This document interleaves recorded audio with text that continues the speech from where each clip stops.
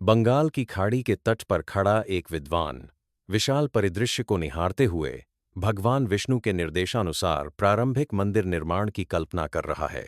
विद्वान ने पारंपरिक प्राचीन पोशाक पहनी हुई है और हाथ में एक पुस्तक लिए सूर्योदय की चमक के बीच खड़ा है।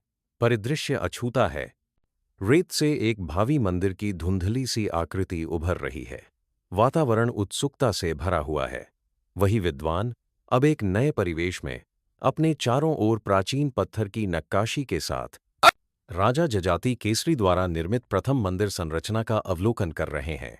वे मंदिर की दीवारों पर की गई जटिल नक्काशी का अध्ययन कर रहे हैं और अपनी डायरी में नोट्स बना रहे हैं।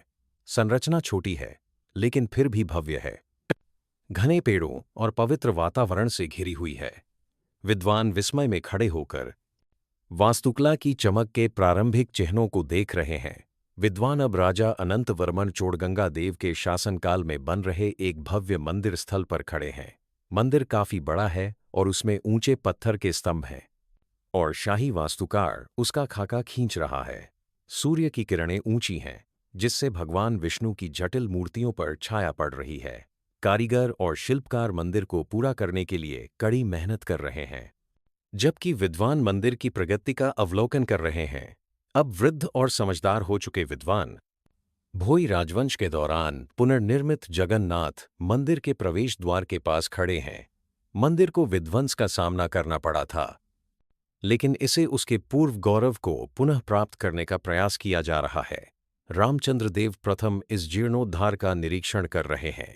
विद्वान भगवान जगन्नाथ, बलभद्र और सुभद्रा की नवनिर्मित मूर्तियों को गर्भगृह में पुनः स्थापित होते हुए देख रहे हैं। यह दृश्य लोगों, अनुष्ठानों और जीवंत रंगों से भरा हुआ है। विद्वान अब राजा कपिलेंद्र देव के शासनकाल में भव्य रूप से विस्तारित मंदिर परिसर में विचरण कर रहे हैं। मंदिर अब एक स्मारकीय स्थल है, जिसमें जटिल नक्काशी और स्तंभ हैं। विद्वान नट मंडप के सामने खड़े होकर विस्मित हैं, जहां कलाकार शास्त्रीय नृत्य प्रस्तुत कर रहे हैं।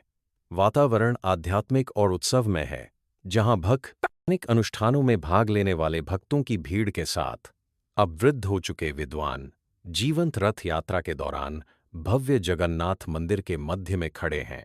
भगवान जगन्नाथ, बलभद्र और सुभद्रा को भव्य रथों में विराजमान किया गया है।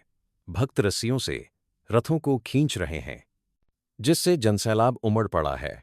विद्वान इस दिव्य शोभायात्रा को श्रद्धापूर्वक देख रहे हैं। उनकी डायरी अब वर्षों के अध्ययन से भरी हुई है। पुरी की सड़कों से रथ यात्रा के दौरान आकाश सुनहरे रंगों से जगमगा रहा है। दूर से मंदिर जगमगा रहा है। प्रत्येक दृश्य में युगों युगों से एक ही विद्वान को दर्शाया गया है, जो परंपरा की निरंतरता और जगन्नाथ मंदिर के गहन सांस्कृतिक और आध्यात्मिक महत्व का प्रतीक